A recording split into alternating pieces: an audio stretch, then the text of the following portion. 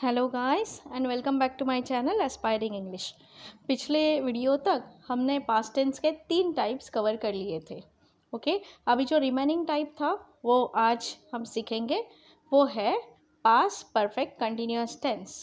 Past perfect continuous tense, इसमें इसका जो मतलब है वो पहले समझा देती हूँ। ये कब यूज़ होता है? तो ये यूज़ होता है जब हम कोई पिछली मतलब पहले की चीज़ बता रहे हो और विथ ड्यूरेशन, वो कितने दिनों तक या सालों तक चल रही थी कोई चीज़, वो बता रहे हो, तब ये यूज़ होता है। जैसे मैं 8 साल तक डांस सीखती थी, ये पहले की बात है और 8 साल ये ड्यूरेशन भी उसमें दिया हुआ है, तो ये एक पास्ट टेंस हो गया विथ ड्यूरेशन। जब हम पिछली कोई भी बात बता रहे हो और उसके साथ उसका ड्यूरेशन भी बता रहे हो कि इतने सालों तक, इतने दिनों तक या इतने महीनों तक हम ये चीज़ कर रहे थे, तो उस वक्त ये टेंस यूज़ होता है। इसमें हमें हैड बीन यूज़ करना है। ओके, तो पहले हम सेंटेंस देख लेते हैं तो धीरे धीरे आपको मतलब समझ में आ जाएगा। तो आई हैड बिन, आई को भी had been, he, she, it, you, we, they सबको हैड बिन ही आएगा। I had been working in so and so office, कोई तो ऑफिस में मैं काम करता था, फॉर 10 years, मतलब मैं उस ऑफिस में 10 साल तक काम करती थी या करता था। ओके, तो आई हैड बिन वर्किंग, आगे का ड्यूरेशन हमें सेट करना होता है जब सेंटेंस बनाते हैं। अभी फ़िलहाल ग्रामर के लिए इतना ही है कि आई had been working, had been आने के बाद वर्किंग आएगा। हमने सीखा था कि सिर्फ हैड आया या हैव आया तो वर्ब का थर्ड फॉर्म आता है, लेकिन ये परफेक्ट कंटिन्यूअस है, तो इसके लिए हमें उसको बिन लगा के क्रियापद को आईएनजी लगा देना है। देखते हैं sentences. I had been working, he had been working, she had been working, it had been working, they had been working, we had been working, you had been working। मतलब समझ लेते हैं। I had been working, मैं काम करती थी, मैं काम करती थी। देखिए I had worked, जो थर्ड फॉर्म हमने लिया था उसमें I had worked, मैंने काम किया था, मैंने काम किया था, और I had been working मतलब मैं काम करती थी। हम हिंदी में या अपनी मदर टंग में भी बोलने में फ़र्क करते हैं, लेकिन हम इतने फ्लो में बोलते हैं कि हमें समझ में नहीं आता कि हम एक्चुअली अलग बोल रहे हैं। दो सेंटेंस, मैं काम करती थी और मैंने ये काम किया था, दो अलग वर्ड से मतलब भी अलग है, लेकिन हमें वो समझ में ही नहीं आता। जब हम कोई और लैंग्वेज सीखते हैं तो हमें ये डिफ़िकल्टी फेस करनी पड़ती है, लेकिन ये हैड बीन वाला जो चीज़ है, ये मैं आपको समझा रही हूँ, वो इतनी यूज़ नहीं होती। आप हैड बीन के बदले आई वॉज वर्किंग ऐसा भी बोल सकते हैं। ओके, तो इसके लिए अभी जैसा हमने वॉज वेयर सीखा था ना, तो मैं तब ये करती थी, वो करती थी, तो आई वॉज वर्किंग ये भी हैड बीन वर्किंग के जैसा ही है, थोड़ा बहुत फ़र्क है, लेकिन आप ये एडजस्ट कर सकते हैं सेंटेंस में। ओके, तो पहले फिर भी समझ लेते हैं, सीख लेते हैं। आई हैड बीन वर्किंग मतलब मैं काम करती थी, यू हैड बीन वर्किंग मतलब तुम काम करते थे, ही हैड बीन वर्किंग मतलब वो काम करता था, शी हैड बीन वर्किंग मतलब वो काम करती थी। Okay, they had been working मतलब वे लोग काम करते थे। ये इसका मतलब है। ये उतना ज़्यादा ज़रूरी नहीं है, फिर भी आपको समझाया है, इसलिए इसका निगेटिव खाली देख लेते हैं, क्वेश्चन देखने की उतनी ज़रूरत नहीं है।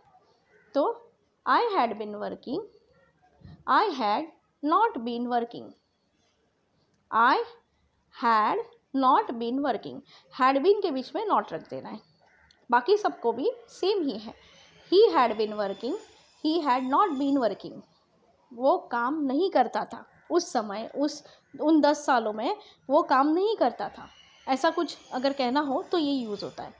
She had been working, she had not been working, it had been working, it had not been working, they had been working, they had not been working, you had been working, you had not been working, we had been working, we had not been working। Okay, तो ये हमें एक fourth type of past tense हमने cover कर लिया। अभी मैं आपसे कुछ शेयर करना चाहूँगी। पास्ट टेंस ये थोड़ा बहुत डिफ़िकल्ट है, ऐसा लगता है कि सीखते वक्त पास्ट टेंसेस थोड़े डिफ़िकल्ट जाते हैं, क्योंकि इसमें कभी आईएनजी आता है, कभी नहीं आता है, कभी थर्ड फॉर्म, कभी सेकंड फॉर्म। अगर आप एक एक वीडियो, इसलिए मैंने ये वीडियो शांति से एक एक वीडियो में एक एक टॉपिक कवर किया है। अगर आप इसे ठीक से एनालाइज करेंगे तो आपको इन चारों पास्ट टेंस के में से एक दूसरे में से फ़र्क समझ में आएगा। इसलिए आज मैं आपको एक चारों पास्ट टेंस को लेके एक सेंटेंस घुमा के दिखाने वाली हूँ, ताकि आपको एग्जैक्टली समझ में आए कि ये क्या है। ओके, सिर्फ आई को लेके मैं ये सेंटेंस वर्ब लेके आपको अलग अलग टेंसेस में करके दिखाऊंगी। पहला जो हमने सीखा था एक पास्ट टेंस, वो ऐसा था कि मैंने किया, मैंने किया। जैसे मैंने लिखा, तो उसमें हमने क्या सीखा था, I wrote, second form of the verb. मैंने लिखा है, मैंने लिखा था, मैं लिख रही थी, ये अलग हो गया। मैंने लिखा, आई रोट। अभी मैंने लिखा है, जो मैंने बीच में एक आपको टेंस सिखाया था जो प्रेजेंट और पास्ट के बीच का है, तो मैंने लिखा है, आई हैव रिटन। मैंने लिखा है, मैंने किया है ये, तो I have written, I have done, तो हैव आएगा और third form of the verb आएगा। अभी मैंने लिखा था, पहले कभी मैंने ये किया था, तो आई हैड रिटन, हैड आएगा और रिटन। ओके, अभी जो चौथा था, आई हैड बीन राइटिंग या I was writing. I was writing का मतलब ये है मैं लिख रही थी। अभी आई हैड बीन राइटिंग का वही मतलब है कि मैं लिखती थी या लिखा करती थी, लिख रही थी। अभी इसमें ना थोड़ा सा फ़र्क है, आई वॉज राइटिंग और आई हैड बीन राइटिंग का जो फ़र्क है वो आपको समझा देती हूँ। आई वॉज राइटिंग में सिर्फ एक मूवमेंट है, लाइक तुम आए तब मैं लिख रही थी। I was writing, when you came I was writing, when you came I was writing, मतलब तुम आए तब मैं लिख रही थी। ये एक मोमेंट की बात हो रही है इसमें। और हैड बीन में क्या है, एक बड़ा ड्यूरेशन है, मतलब I had been working in this office for 10 years, तो मैं इतने सालों से वो ऑफिस में काम किया करती थी। तो एक बड़ा ड्यूरेशन जब होता है और एक बड़े ड्यूरेशन की जब बात होती है तो हैड बीन यूज़ होता है। और एक मोमेंट की जब बात होती है कि मैं हाँ, when he came I was playing, मैं खेल रही थी जब वो आया तब, तो वो एक मोमेंट है, एक मेमोरी है, उसके लिए ये वॉज और आईएनजी आता है। वैसे दोनों का अलग मतलब है, दोनों का जो मीनिंग है वो भी मतलब यूज़ है वो भी अलग है, लेकिन फिर भी ये कम यूज़ होता है हमारे डेली लैंग्वेज में, हम कम यूज़ करते हैं इसे। समझाना और सिखाना मेरा काम था, इसके लिए मैंने सिखाया है।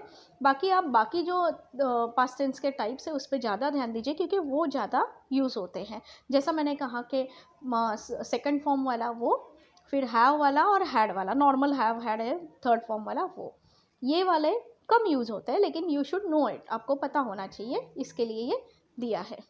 Okay, thank you, keep watching.